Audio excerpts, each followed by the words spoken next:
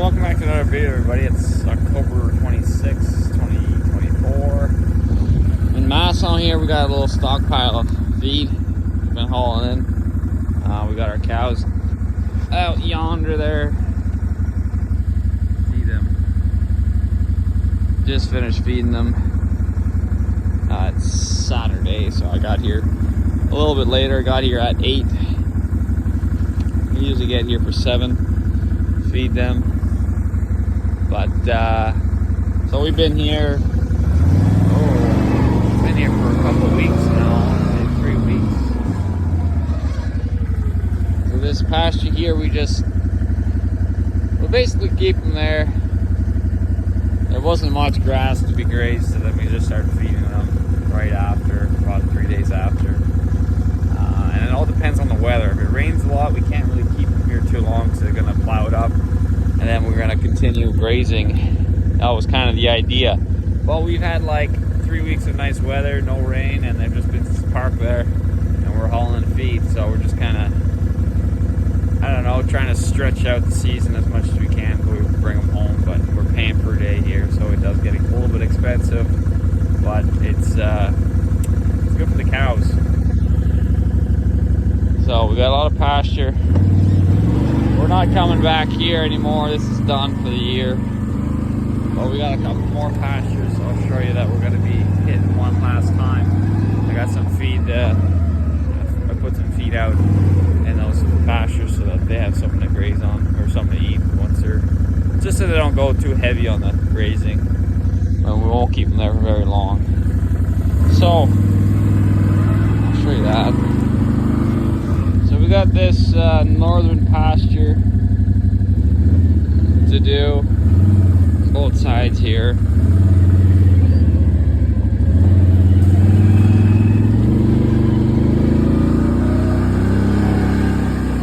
It's not bad. Not too, as long as we don't graze it too hard, we'll be all right.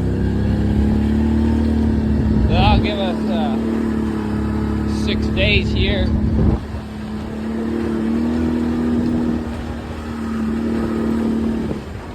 We got the other side of the fence for another 3 days. And I'm not sure yet, but we might go further on.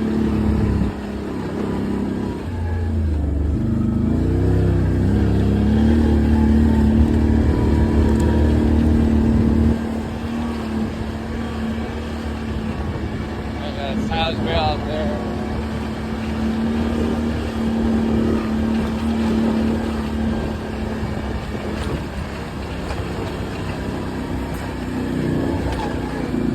Then we're coming over here.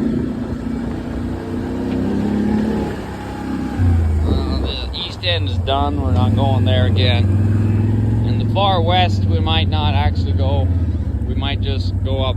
That pasture there is right next to the corral. We might try to get them in there. Well, we're probably going to keep them in here because this is going to lead them up to the corral. So we don't want to move them when they're hungry. That's a bad idea.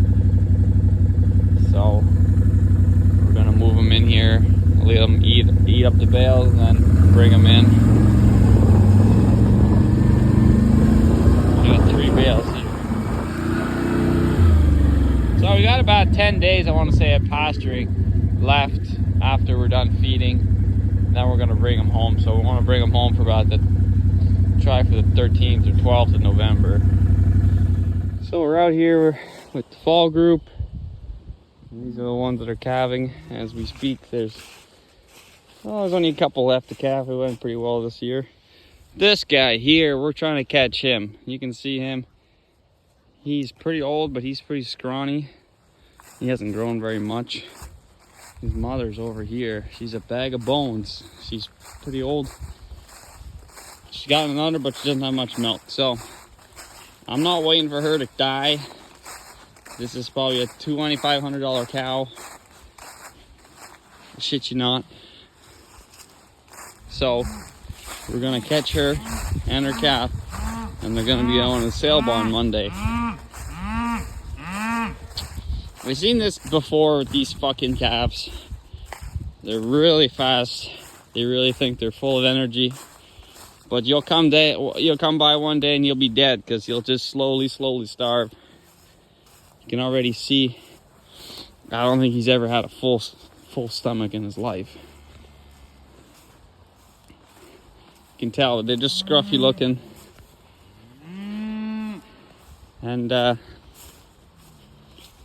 know by just her udder, he ain't gonna do it, especially in the winter. So, given the price of everything right now, I don't want to. Even if he does survive, he's gonna be a scrawny little shit. Everyone else is doing phenomenal.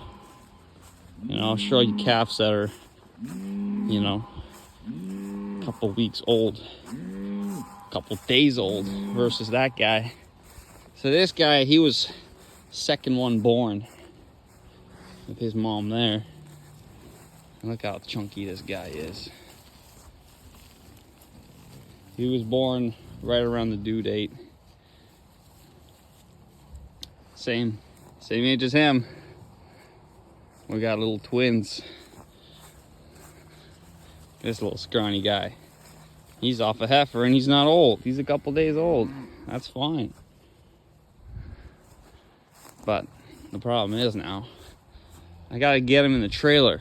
I can almost get the cow in the trailer by herself.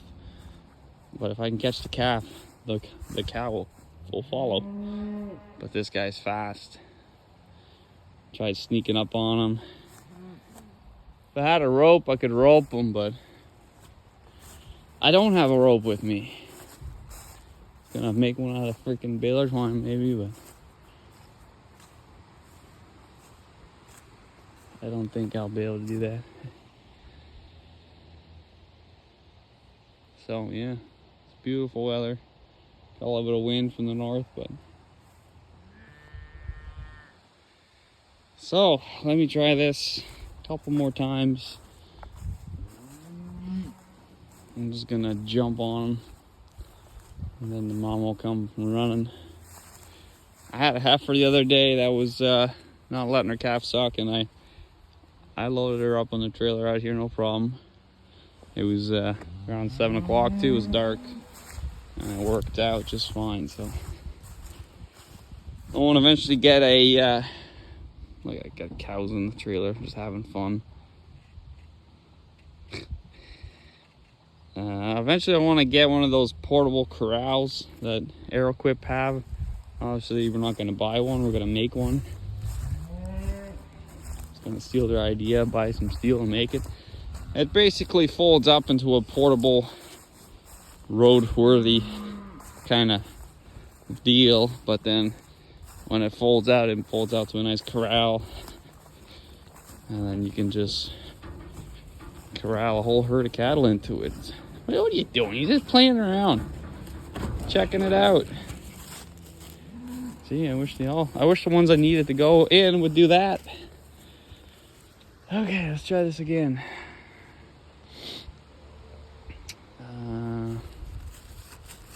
Ideas. I want to see a wicked calf. Look at this stud. White socks, white head, top. Alright, top male. Beautiful calf. We did have them pretty big calving this year. Some of them were concerningly big, actually. I wasn't thinking they would be like that. A lot of them were, I don't know, I want to say well over 80 pounds. Some of them must have been pushing 100. This guy, I remember, his mom's pretty old. His mom's right here. And if you guys are wondering how the hell I remember all this, I don't know myself. I remember seeing them together when they're born, and then that's it. Except for them, I tagged these. Hey, you're the only one with the tag. That's the first one born. Well, not the first one born, but pretty close to the first one. That's why I tagged them. Then I kind of forgot about it. You too, you were big. Nice. This cow here was in the spring group. She yielded the biggest calf in the spring group. And then she wasn't pregnant. So then we said, well, we're not getting rid of her. We're just gonna put her in the fall group. And then we bred her and she caught and she's good again. So until next year she'll probably skip.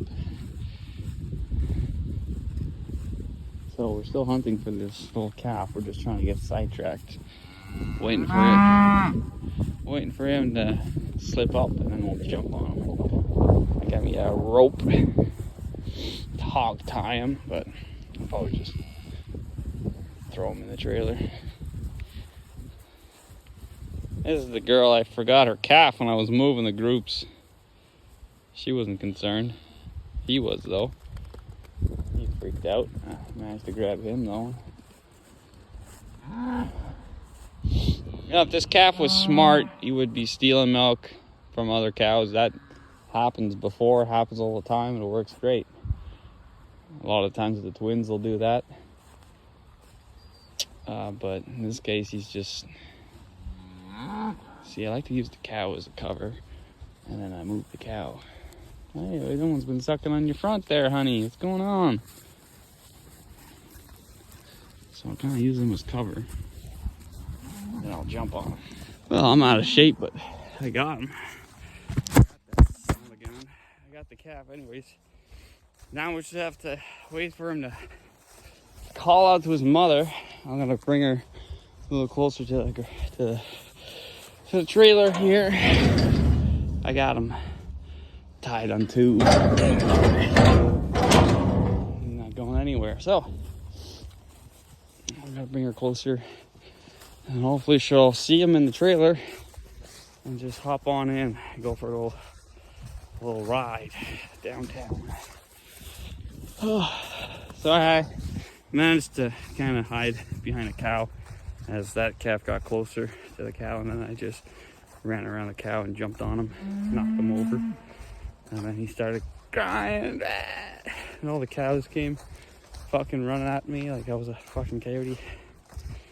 And I have to carry him all the way from over there to the trailer. He's little, but he's still pretty heavy. Probably 100 pounds by now. So, she didn't know where he went. She's looking for him. We're gonna push her forward. Let's go, girl, come on. Old Betsy, you there. Stubborn old cow. Be nice to know her age. She's lost all her tags, so we're thinking about getting branding on our cows for the letter. Go, come on. Letter of the year they're born. So we have an idea. It would be an A or something they sold. I forget where I left off, but I think I was trying to catch a cow and a calf. I caught them. They're in the barn. They're getting ready. Everyone's collected for Monday. Next project is we're baling corn straw. Not our corn straw. We leave ours for the benefits of it. But we're baling the neighbor's straw. Had a problem with this rake. The cylinders here that open on each side, they weren't opening. They were taking a long time to open. It was almost like there was air in the cylinder. One side would open, and then as soon as you try to open the other side would close up, and it was a kind of a pain in the ass, and it just kind of started randomly happening after we changed hoses on it. We determined this valve position, valve body thing, you can direct the flow from one cylinder to another. So if you just want to open one side, you can do that. Anyways, we bypassed that, and lo and behold, that was the problem. So besides this ball tire, we're in pretty good shape. So Devin's gonna hook on the baler, and then we're gonna bale right behind the rake because it's real windy today. So we're getting about 5 bales an acre. It's pretty nice. Buying it for 10 bucks a bale. We're putting lots of net wrap because it likes to blow up. Yeah, so we're gonna do that. We got a good wind. And then I'll show you guys some baling once we're there. It's a nice day. little cool, but it's got nice and windy. We're never gonna get the corn straw down to proper moisture. It's always gonna heat. Leave it outside and kind of use it right away. We just need it for our spring group when they come home. We're gonna be stuffing them all in there, so we need a lot of bedding. Do a bale a day, so we need at least 60 days worth.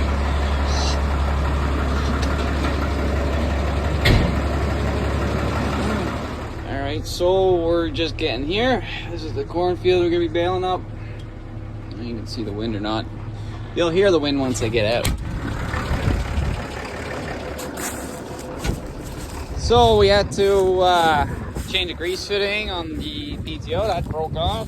Got that fixed. And we had a sludge build up on our oiler here that was just plugged up with sludge. We put brand new engine oil in that now. We'll see how that goes. Chains have been flopping. I don't like that. I don't like when there's no oil on them. They're too clean. They're not gonna last. So, they weren't sure if they wanted us to take all their residue, but then they saw how much we left once we were done. You can see this is not baled, and this is baled, so you can obviously see there's some sort of difference. But there is still a little bit left over. The pickup can't quite get everything, the fine stuff, but you can see where the rake, anyways. For them, that's enough residue. If you go into the details on corn fodder, the amount of nutrients that are left over in the corn stalk is basically a lot more than you think. So, and we get all this stuff. Some of it gets in the bale.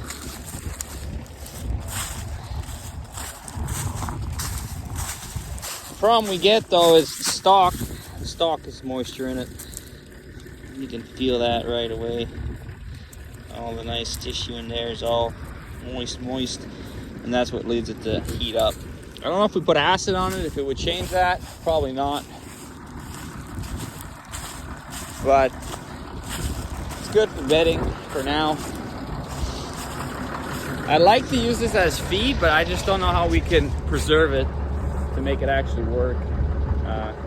I think we could replace a lot of hay if we could just get all corn fodder, and the protein's actually not bad. It's quite surprising. So we got this damn rake fixed now, so he's gonna be able to jump out in this field and just shoot her open like no one's business, like she's meant to be. Look at that! Wow! Hallelujah!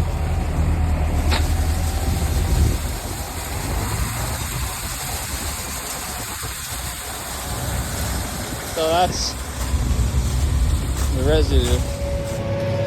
It takes a while for the net wrap because we're putting so much. Kind of expensive, but 4.5 turns kind of seems to be the ideal amount. Otherwise, they want to go kaboom. I mean, we don't want them going kaboom because I did 2 turns, and as soon as they open up the door, disaster strikes. So this is a beautiful farm. Fellow old guy used to own this. He unfortunately took his own life and passed away. And still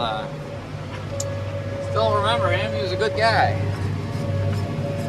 Never thought I would be running some equipment on his land. So crazy. So they're combining back here. They're going at it. It's like someone's digging ditch over there. Gotta stop chatting and start looking.